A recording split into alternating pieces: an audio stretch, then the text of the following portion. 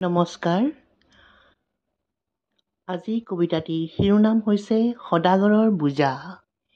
দিনবোৰ যায় বাগৰি বাগৰি, বছৰবোৰো যায় এটি এটিকৈ আঁতৰি আঁতৰি।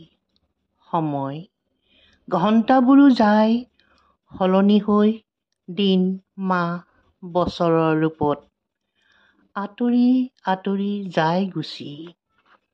এটা নতুন দিনৰ আগমনৰ মনত হয় পৰম তৃপ্তি। সময়ো হয় সলনি, তিক্ততাৰ অভিজ্ঞতাবোৰ ভৰি পৰে গছকত কৰে বৰ আমনি।